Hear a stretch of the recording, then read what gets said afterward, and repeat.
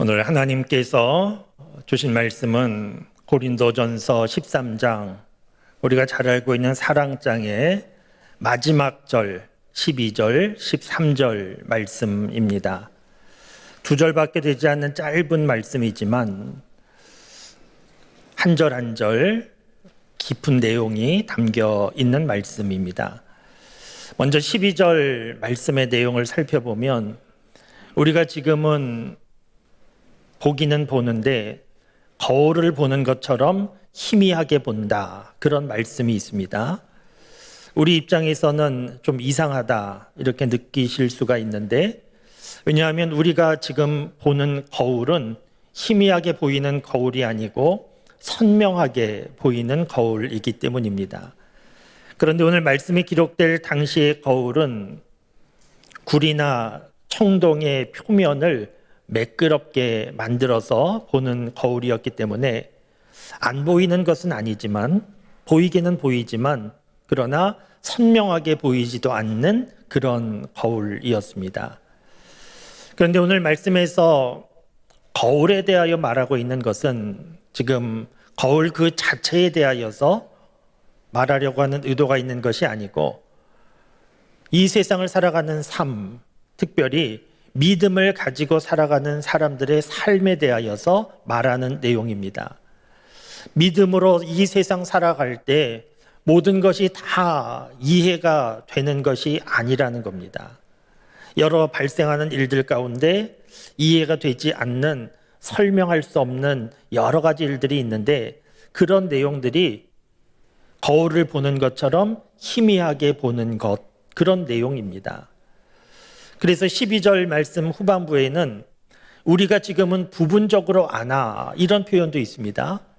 전혀 모르는 것은 아니지만, 알기는 알지만 그러나 다 아는 것도 아닌 부분적으로 알고 있다라고 하는 이 표현도 이 세상에서 믿음으로 살아갈 때 여러 가지 일들을 경험하면서 모든 것이 다 이해되고 설명되는 것이 아닌 그런 상황을 뜻하는 겁니다. 우리 기독교 역사 가운데 많은 믿음의 사람들이 고민했던 주제들이 몇 가지 있는데, 그 주제들 가운데 대표적인 것은 의인의 고난과 악인의 형통이라고 하는 주제였습니다. 의인은 하나님 믿는 믿음의 사람이고, 그 믿음으로 그 누구보다 선하게 살고 있는 사람인데, 그 의인에게 고난이 있고, 악인은 하나님 믿지 않고 온갖 악을 행하면서 살아가는 사람인데, 오히려 그 악인의 삶이 형통해 보이는 일들이 있더라는 겁니다. 그래서 믿음의 사람들이 이것을 이해할 수가 없어서, 설명할 수가 없어서 답답해하면서 하나님 어찌 된 일입니까? 그렇게 고민했던 그런 주제가 의인의 고난과 악인의 형통, 그런 주제입니다. 신앙을 떠나서 우리 개인적인 삶을 생각해 봐도 거의 비슷비슷한 우리가 삶을 살고 있지 않습니까? 남보다 그렇게 악하거나 나쁜 사람, 특별히 그런 사람 있지 않고 대부분은 비슷비슷한 삶을 살아갑니다. 그런데 다른 사람은 문제없이 살아가는데 나에게는 문제가 발생해서 건강에도 심각한 병이 생기기도 하고, 장애인으로 태어나는, 그래서 사는 것이 힘들어지는 그런 인생 되기도 하고, 사랑하는 사람과 사별하는 아픔을 겪기도 하고, 다른 집은 문제 없는데 우리 집은 생각하지도 못한 이러저러한 사건과 사고도 있고 문제도 발생하고 힘들어지는 그런 일들 경험하면 이것을 우리가 다 이해하고 설명하는 것이 쉬운 일이 아니지 않습니까? 왜 도대체 나에게만, 우리 가정에만 이런 일이 일어나는지 이거 우리가 다 설명할 수가 없습니다. 그러니까 우리가 살고 있는 세상은 거울을 보는 것처럼 희미하게, 보기는 보지만 선명하게 보는 것 아닌, 알기는 알지만 부분적으로 아는 이와 같은 세상 속에서 우리가 살아가고 있다는 겁니다. 그런데 이런 삶이 영원히 계속되는 것은 아닙니다. 영원히 계속해서 알 수 없고 희미하게 볼 수밖에 없는 이런 것이 계속되는 것이 아니고, 알 수 있는, 알게 되는 때가 있다는 겁니다. 오늘 말씀 12절 말씀 전체를 보시면 그 내용을 알 수 있는데, 우리가 지금은 거울로 보는 것 같이 희미하나 그때에는, 중요한 단어가 이 부분입니다. 그때에는 얼굴과 얼굴을 대하여 볼 것이요, 지금은 내가 부분적으로 아나 그때에는 주께서 나를 아신 것 같이 내가 온전히 알리라. 그러니까 무슨 말씀입니까? 지금은 우리가 이 세상 살아가는 동안에는 어떤 일이 발생했는데 우리가 다 이해할 수 없고 설명할 수 없는 그런 일들이 있지만, 그때에는 그 이유를 다 알게 된다는 겁니다. 그때는 언제인가 하면 우리가 하나님 앞에 서게 되는 때입니다. 하나님 나라 가게 된 때입니다. 우리가 지금 이 세상 살고 있지만 이 세상 영원하지 않다, 우리 다 알고 있는 것이지 않습니까? 올해 우리 교회 표가 하나님 나라를 향하여 나아가는 공동체인데, 우리는 지금 하나님 나라를 향하여 가고 있는 겁니다. 그리고 하나님 나라는 우리가 생각하는 것보다 훨씬 더 가까이에 있습니다. 하나님 나라 갈 때, 하나님 앞에 서게 되면 우리가 이 세상 살아가는 동안에 이해가 되지 않던 모든 일들이 다 이해가 되고, 알 수 없었던 일들을 다 알게 된다는 겁니다. 좀 쉬운 예로 말씀드리면, 차를 운전하고 가다 보면 출퇴근 시간도 아닌데 차가 밀리기 시작하고 정체되고, 그래서 꼼짝도 하지 못하고 서 있게 되는 그런 상황을 종종 맞게 됩니다. 그렇게 꼼짝하지 못하고 갇히게 되면 참 답답하지 않습니까? 약속 시간 점점 다가오면 마음이 조급해지기도 하는데 도대체 무슨 일인지 알 수가 없어서 그냥 답답해하고 있는데, 조금 시간이 지나면서 차량 정체가 풀리고 그리고 앞으로 조금씩 가다 보면 자동차 사고가 났었구나 하는 것 보거나, 혹은 공사를 하고 있었구나 하는 것을 보고 이 이유 때문에 그랬구나 하는 것을 알게 되지 않습니까?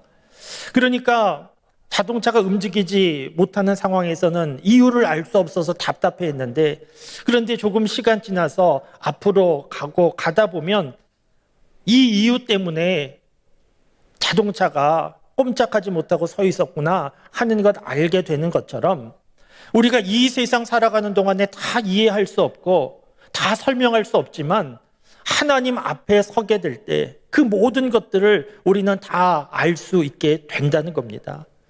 그렇기 때문에 사랑하는 성도 여러분, 이 세상 살아가는 동안에 우리가 다 이해할 수 없다고 해서, 다 알 수 없다고 해서 너무 답답해하지 말고, 하나님에 대하여서 오해하지 말고, 하나님 앞에 서게 되는 날, 그날 모든 것을 다 알게 된다 하는 것을 생각하고, 하나님 앞에 서게 되는 날이 그리 멀지 않았다 하는 생각을 가지고 너무 답답해하지 말고 그 날을 향하여서 살아가는 우리 모두가 될 수 있기 바랍니다. 오늘 12절 말씀은 이런 내용인데, 그러면 12절 말씀의 내용은 지금 이 세상에서는 알 수 없으니까 답답해도 그냥 참고 살아라, 이런 말씀이겠습니까? 답답해도 참고 살아라, 이것도 우리가 그냥 그대로 받아들일 수 있는데, 오늘 본문 말씀은 이 내용이 전부가 아니고, 이렇게 다 알 수 없는 세상, 답답한 세상, 우리가 어떻게 살아야 되는가, 이 세상을 살아가는 능력에 대한 말씀이 오늘 본문 말씀에 기록되어 있는데, 계속 이어지는 13절 말씀입니다. 13절 말씀 우리가 잘 알고 있는 말씀인데, 믿음과 소망과 사랑, 이 세 가지는 항상 있을 것인데 그 중에 제일은 사랑이라 하는 말씀입니다. 이 말씀 우리가 잘 알고 있는데 좀 오해의 소지가 있는데, 어떤 오해의 소지가 있는가 하면 그 중에 제일은 사랑이라 하는 말씀에 너무 집중하다가 믿음과 소망은 별로 대단한 것 아닌가 보다 이렇게 생각할 수 있는데, 그런 내용이 아닙니다. 이 세 가지는 항상 있는다는 겁니다. 그러니까 이 세 가지는 다 중요한 겁니다. 믿음과 소망이 아무것도 아닌 것이 아니고, 믿음과 소망도 항상 있는 겁니다. 믿음과 소망 다 중요한 것이고, 모든 것 설명할 수 없는 답답한 세상을 살아감에 있어서 능력이 되어주는 것이 믿음과 소망입니다. 우리가 조금 살펴보면 믿음이란 무엇입니까? 믿음이란 단어 그대로 믿는 겁니다. 이 믿는 게 참 중요합니다. 우리는 지금 믿음의 기반 위에서 삶을 살아가고 있습니다. 우리가 잘 의식하지 못해서 그렇지, 우리가 일상적인 삶을 살아감에 있어서 믿음이 기반이 되어서 우리는 지금 살아가고 있습니다. 우리가 차를 타고 한강 다리를 건넌다 하는 것을 생각해 보면, 한강 다리를 건널 때 찻장밖을 보면서 경치를 보고 편안하게 그렇게 다리를 건너는데, 그렇게 편안하게 다리를 건널 수 있는 이유가 무엇인가 하면, 우리가 평소에 잘 인식하지 못하고 있지만 다리가 안전하다는 믿음이 있기 때문입니다. 이 다리가 무너질지도 모른다, 금이 가고 흔들거리고 있다, 그러면 누가 차창밖을 보면서 경치를 즐길 수 있겠습니까? 다리를 건널 수 없습니다. 그런데 아무 생각 없이 차창밖을 보면서 경치를 즐기며 다리를 건널 수 있는 이유는 다리가 안전하다 하는 믿음이 있기 때문입니다. 우리가 식당에 가서 맛있는 음식을 먹을 때에도 그 맛있는 음식을 먹을 수 있는 이유는 내가 그 음식의 값을 지불했기 때문이 아니고, 이 음식은 안전하다 하는 믿음이 이미 있기 때문입니다. 음식에 대하여서 안전하지 못하다, 이런 불안함이 있으면 식당 가서 밥을 먹을 수가 없는 겁니다. 사람과 사람이 약속을 정하고 만나는 것도 생각해 보면 시간과 장소를 정하고 만나게 되는데, 그렇게 시간과 장소를 정하고 만날 수 있는 이유는 시간과 장소를 정했기 때문이 아니고, 상대의 편이 그 시간과 장소에 온다 하는 것을 이미 믿고 있기 때문입니다. 그러니까 우리가 살고 있는 세상 모든 일들 자세히 보시면 믿음이 기반이 되어서 움직여 가고 있는 겁니다. 그리고 이 믿음이 있으면 여기에 기쁨이 있고 행복이 있습니다. 다른 사람은 다 못 믿어도 당신은 믿는다, 그러면 얼마나 기쁘고 행복합니까? 그런데 다른 사람은 다 믿어도 당신은 못 믿어, 그러면 얼마나 기분이 나쁘고 속상한 일입니까? 믿음이 있는 곳에 기쁨이 있고 행복이 있습니다. 믿음이 참 중요한 겁니다. 그리고 이 믿음이 있는 곳에 어떤 일이 일어나는가 하면, 믿음이 있는 곳에 소망이 생기게 됩니다. 우리가 지난 주일에 함께 말씀을 나누었던 말씀 아직 기억하시리라 생각하는데요. 지난 주일 사도 바울 유라굴로 큰 풍랑 앞에서 사람들이 지치고 탈진해서 죽음을 생각하고 침묵하고 있는 상황에서 사도 바울이 여러분이여 안심하라고 소망의 메시지를 전하지 않습니까? 어떻게 소망의 메시지를 전할 수 있었는가 하면 사도 바울에게 믿음이 있었기 때문입니다. 무엇을 믿었는가 하면 하나님 말씀하시는 하나님을 믿었습니다. 믿었더니 소망이 생기고 소망의 메시지를 전할 수 있게 된 겁니다. 우리 주변에 보면 여러 가지 일로 참 안타깝지만 극단적인 선택하는 사람들이 있습니다. 얼마나 힘들면 그런 선택을 할까 참 안타까운 마음이 있는데, 그렇게 극단적인 선택하는 사람들, 소망이 없기 때문에, 내일에 대한 아무 소망이 없기 때문에 죽는 겁니다. 내일에 대한 아무 소망이 없다는 것은 더 이상 믿을 것이 아무것도 없다는 겁니다. 그러니까 믿어야 소망이 생기는 것인데, 믿음이 없으면 소망도 없는 겁니다. 믿음과 소망은 동전의 양면과 같은 겁니다. 믿음이 강하면 강할수록 소망도 강해질 수밖에 없습니다. 우리 기독교 역사 가운데 많은 순교자가 있는데, 죽음을 두려워하지 않고 그 죽음을 피하지 않고 죽는 이 삶이, 이게 보통 일이 아니지 않습니까? 그런데 순교자들은 어떻게 죽음을 피하지 않고 그대로 죽어갈 수 있었는가? 믿음이 있었기 때문입니다. 그리고 그 믿음으로 천국의 소망이 있었기 때문입니다. 그 믿음과 소망이 강했기 때문에 죽음도 두려워하지 않고 이 세상의 그 어떤 것도 두려워하지 않고 믿음과 소망으로 살아갈 수 있었던 겁니다. 그러니까 믿음과 소망이 아무것도 아니고 믿음과 소망은 이 세상을 살게 하는 큰 능력이 믿음과 소망이 되는 겁니다. 사랑하는 성도 여러분, 오늘 교회에 모이셔서 이렇게 예배를 드리고 있는데 우리 교우들 가운데 남다른 어려움 속에 계신 분들, 어둠의 터널 속에 계시는 분들, 믿음을 가지고 그 믿음을 붙잡고 그 믿음이 소망이 되어서 잘 견디고 하루하루 살아갈 수 있는 은혜가 있게 되기를 바랍니다. 믿음은 하나님을 믿는 거고 소망은 하나님께서 하실 일을 기대하는 것인데 어떤 상황에 있든지 하나님 믿고 하나님 하실 일을 기대하면서 무너지지 말고 하루하루 힘을 내어서 잘 살아가는 그런 교우 여러분들 되실 수 있기 바랍니다. 그러니까 오늘 본문 말씀에 사랑이 제일이다 라고 하는 말씀은 믿음과 소망은 아무것도 아니다 이런 말씀은 아니라는 겁니다. 믿음과 소망도 중요합니다. 그런데 그럼에도 불구하고 사랑이 제일이라는 겁니다. 그럼에도 불구하고 사랑이 제일이다. 사랑이 제일인 이유는 순서를 생각해 보시면 쉽게 이해할 수 있습니다. 말씀드린 대로 소망은 어떻게 생기는가 하면 믿음에서 생기는 겁니다. 그러면 믿음은 어떻게 해서 생기는가 하면 믿음은 사랑에서 생기는 겁니다. 우리 가정에 갓난아기가 태어났다 하는 거 생각해 보시면 갓난아기가 태어나서 아직 아무것도 구분할 줄 모릅니다. 글자 볼 줄도 모릅니다. 아무것도 모르는데 그런데 갓난아기들은 엄마 아빠를 정확하게 압니다. 엄마 아빠 품에 있으면 웃고 다른 사람 품에 가면 울고 그럽니다. 엄마 아빠를 어떻게 알게 된 겁니까?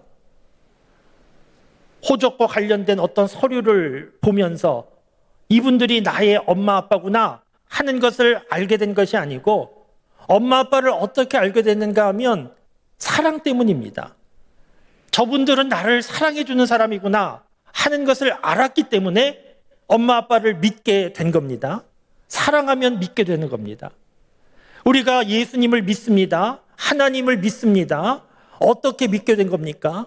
믿지 않으면 벌 받을까 봐 무서워서 믿고 있는 것이 아니고 하나님의 사랑, 십자가에 계시된 하나님의 사랑, 그 사랑을 알았기 때문에 믿게 된 겁니다. 그러니까 말씀드린 대로 소망은 믿음에서 생기는 것인데 이 믿음은 사랑에서 생기는 겁니다. 사랑이 없으면 믿음도 없고 믿음이 없으면 소망도 없는 겁니다. 그래서 제일 중요한 것은 사랑입니다. 오늘 우리가 고린도전서 13장 마지막 말씀을 보았는데 고린도전서 13장 앞부분에 있는 말씀 우리가 잘 알고 있지 않습니까? 앞부분에 있는 내용은 사랑이 없으면 아무 소용이 없다는 겁니다. 사랑이 없으면 아무것도 아니라는 겁니다. 병을 고치고 예언을 하고 방언을 하고 천사의 말을 할지라도 대단한 능력이 있다 할지라도 사랑이 없으면 아무것도 아니다. 그런 말씀이 오늘 우리가 함께 보신 말씀 앞부분에 있는 내용이지 않습니까? 사랑이 없으면 아무것도 아니다는 것은 아무것도 할 수가 없다는 겁니다. 교회를 생각해 보시면 교회에 사랑이 없다. 그러면 하나님께서 교회에 주신 사명을 감당할 수가 없습니다. 하나님께서 교회에 주신 사명은 복음을 전하는 것인데 교회에 사랑이 없으면 그 복음을 어떻게 전할 수 있겠습니까? 교회에 사랑이 없으면 교회에 오는 새 가족들이 있다고 해도 사랑이 없는 교회에 어떻게 정착할 수 있겠습니까? 사랑이 없으면 아무것도 아니고 사랑이 없으면 아무 일도 할 수가 없습니다. 저는 지난 한 주간 휴가 기간을 좀 가졌는데 그냥 개인적으로 쉬기만 한 것이 아니고 해마다 우리 한국 교회를 생각하고 걱정하고 또 사랑하는 그런 마음이 맞는 목사님들이 모여서 해마다 신년 세미나를 합니다. 이번에 일본에서 세미나가 있어서 잠깐 다녀왔는데 강사로 오신 목사님은 우리나라에서 대학 교수로 10여 년 사역하시다가 미국의 한인교회 청빙을 받아서 지금 미국에서 목회하시는 그런 목사님이 강사로 오셨습니다. 미국 교회와 미국 한인교회 그 현황에 대하여서 쭉 말씀을 해 주셨는데, 미국 교회 가운데 우리 한국 교회에 큰 영향을 끼친 교회들이 많이 있습니다. 크게 부흥하고 성장하고, 그래서 우리 한국 교회 목회자들 또 교인들 가서 배우고 아주 큰 그런 영향력이 있었던 미국 교회들이 있었는데, 얼마 되지 않았는데, 그런데 최근의 상황은 세대 교체 이후에, 그러니까 담임 목사님이 바뀌고 하는 과정 가운데 아주 급격한 몰락을 하고 있다는 겁니다. 어떻게 수습이 안 될 정도로 그렇게 무너지는 교회들이 많이 있다는 겁니다. 왜 그렇게 수습이 안 될 정도로 무너지는가? 그 목사님께서 강의하시면서 말씀하신 중요한 단어가 있었는데, 하모니가 무너지니까 어떻게 수습이 안 되더라는 겁니다. 교회는 서로 다른 생각을 가진 사람들이 모여서 예수님 믿는 믿음으로 사랑의 띠로 하나로 묶여져서 그렇게 움직이는 것인데, 이러저러한 일로 그 사랑의 띠가 끊어지니까, 함께 묶여져 있던 그 모든 것들이 뿔뿔이 흩어져 버리니까 어떻게 수습이 안 되고 계속 무너지고 있는 그런 모습이더라는 겁니다. 이 하모니, 다른 말로 하면 사랑입니다. 사랑에 문제가 생기니까 어떻게 해볼 수가 없는 겁니다. 그러니까 사랑이 없으면 아무것도 아니다 하는 말씀이 맞는 겁니다. 오늘 본문 말씀 고린도전서 13장 사랑장인데, 이 사랑장 말씀이 갑자기 등장한 말씀이 아닙니다. 사랑은 이런 것이라고 낭만적으로 문학적으로 아름다운 표현으로 갑자기 등장한 내용이 아니고, 고린도전서는 고린도 교회의 문제가 너무너무 많아서, 이러저러한 문제가 너무너무 많아서, 그래서 안타까운 마음으로 사도 바울이 그 해결책을 제시하며 기록한 내용이 보낸 편지가 고린도전서입니다. 그러니까 사도 바울이 진단할 때 고린도 교회에 왜 그렇게 문제가 많은가? 사랑의 문제가 있었다는 겁니다. 그래서 고린도서 13장, 사랑이 없으면 아무것도 아니라고, 사랑이 중요하다고 쓴 내용이 우리가 지금 보고 있는 내용입니다. 사랑하는 성도 여러분, 사랑이 없으면 정말 아무것도 아니다. 이것을 정말 우리가 심각하게 받아들여야 됩니다. 하나님 믿는 믿음의 사람에게 사랑이 없으면, 믿음의 사람들이 모인 교회에 사랑이 없으면 정말 아무것도 아니다. 우리가 심각하게 생각해야 됩니다. 그래서 어떻게 해야 됩니까? 오늘 본문 말씀 고린도전서 13장 바로 앞에 12장 마지막 절 말씀이 참 중요합니다. 12장 31절 말씀을 보시면, 너희는 더욱 큰 은사를 사모하라. 내가 또한 가장 좋은 길을 너희에게 보이리라. 너희는 더욱 큰 은사를 사모하라. 가장 좋은 길을 너희에게 보이리라.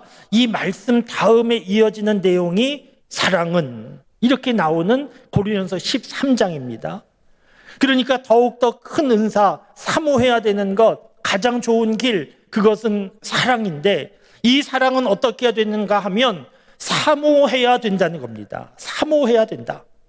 사모하는 것은 간절히 구해야 된다는 겁니다. 왜 간절히 구해야 되는가 하면, 우리 안에 사랑의 능력이 없기 때문에. 그 누구도 사랑의 능력이 있는 사람이 없습니다. 우리는 사랑의 능력이 없습니다. 그런데 하나님께 구하면 하나님이 주시기 때문에 간절히 구해야 된다는 겁니다.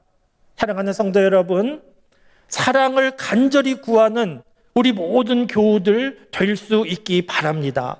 기도할 때마다 사랑의 은사를 구하실 수 있기를 바랍니다. 그래서 사랑이 많은 사람이 되어야 됩니다. 누가 좋은 교인인가? 이러저러한 봉사하고 헌신하고 헌금 드리고 다 귀한 일이지만, 누가 좋은 교인인가? 사랑이 있고 그 사랑이 느껴지는 사람, 그 사람이 좋은 교인입니다. 어떤 교회가 좋은 교회인가? 역사가 오래되고 교회 건물이 크고 재정도 많고 교인 숫자도 많고 감사한 일이지만, 사랑이 느껴지는 교회가 좋은 교회입니다. 이 일을 위하여서 사모해야 된다는 겁니다. 사랑하는 성도 여러분, 우리 가정이 어떤 가정이 되면 좋겠습니까? 우리 가정, 사랑이 가득한 가정 되면 좋지 않겠습니까? 교회는 어떤 교회가 되면 좋겠습니까? 사랑이 가득한, 사랑이 느껴지는 교회가 되면 좋지 않겠습니까? 이 일을 위하여서 기도하실 수 있기를 바랍니다. 우리 가정이 사랑이 가득한 가정 되기를 위하여, 우리 교회가 사랑이 가득한 교회 되기를 위하여서, 내가 속한 구역이, 내가 속한 남녀 선교회가, 내가 속한 재직회 부서가 사랑이 가득한 그런 모임들이 되기를 위하여서 간절히 기도할 수 있기를 바랍니다. 오늘 설교 말씀을 준비하면서 믿음과 소망과 사랑 참 중요하구나, 믿음과 소망과 사랑만 있으면 살 수 있겠구나, 이런 생각을 했습니다. 삶이 아무리 어렵고 힘들어도 하나님을 믿는 믿음을 가지고, 그 믿음 가운데 소망을 가지고 사랑의 사람 되어서 살면 문제 없겠구나, 그런 생각을 했습니다. 사랑하는 우리 교우 여러분, 믿음을 구하실 수 있기를 바랍니다. 소망을 구하실 수 있기를 바랍니다. 무엇보다 사랑을 구하실 수 있기를 바랍니다. 그래서 믿음과 소망과 사랑의 능력으로 어떤 일을 만나든지 문제없이 살아가는 우리 모든 교우들 다 되고, 우리 장석교회가 믿음과 소망과 사랑의 능력이 충만한 그런 교회가 되기를 주님의 이름으로 축원합니다.